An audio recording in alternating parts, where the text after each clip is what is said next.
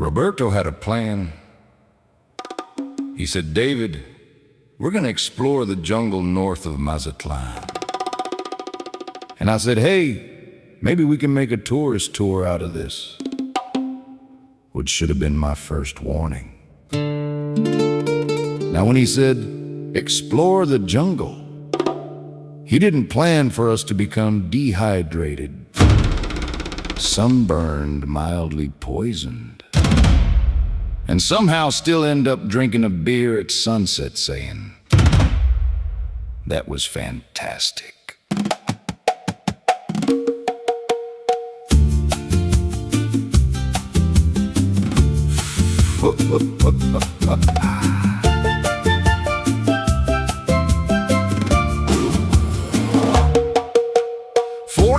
North of Mazatlán town, dust flew up as a crossroad is found. Met a local named Jorge just off Highway 15, looking like he'd stepped from a jungle survival scene.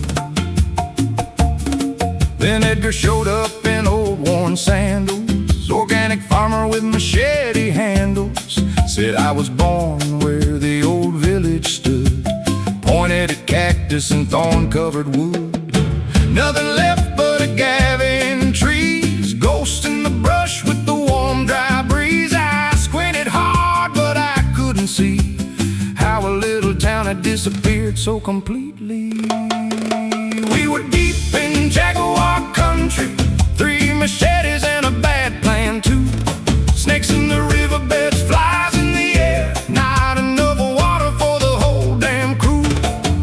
Roberto forgot the drinking supply, I forgot bug spray, Lord knows why. Still we marched like conquistadors into the jungle, wanting to see more. Bought my machete at Home Depot, bright orange handle looked kinda sissy somehow. Needed black tape to make it look mean, like Edgar's blade from a movie scene.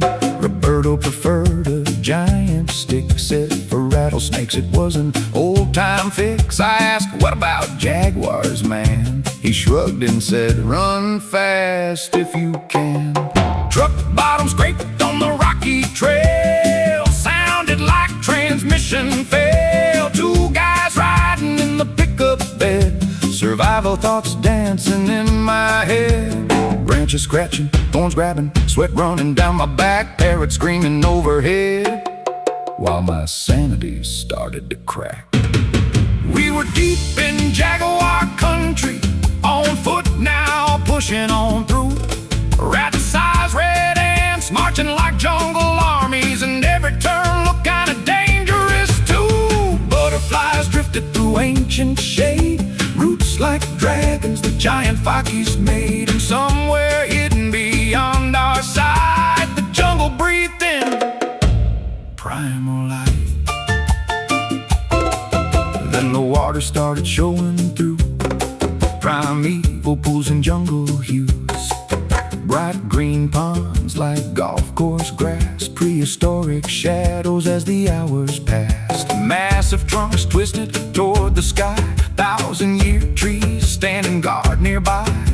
Orchids blooming in filtered light, bird cries echoing left and right. Edgar floated through the place with ease, like strolling through the park with a breeze, while Roberto and I, the old guy team, started reconsidering the whole damn scheme.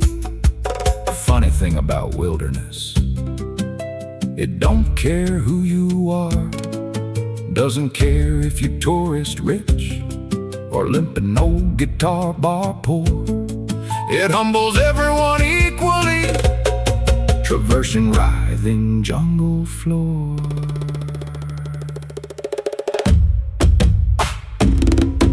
At a welcome spring we sat and drank and ate, talked of horses to rent and likely tourist rates. But I knew right there beneath those trees, most folks ain't buying this adventure misery. Back to the truck, 2-hour hike through sand and stone, every muscle groaning right down to the bone. Edgar had some hidden agave fruits, said these ain't juicy little yellow shoots. Tasty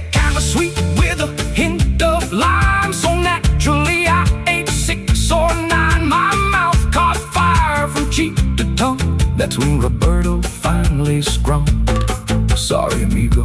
Maybe I should have said take heed. Too much of that, and your tongue might bleed. We survived jugular jaguar country, with sore feet and wounded, anxious pride. 3 machetes, an apprentice planning, and a burning tongue from the countryside. Back in Dimas with a beer, icy cold, we're laughing hard at the day we told. A lopsy tourist plan, we both agreed, but at least my tongue didn't bleed. And I reaffirmed deep down in my bones, I sure as hell not Indiana Jones. 4 hours later, my mouth finally stopped burning, and somehow that still wasn't the dumbest thing I ever did in Mexico.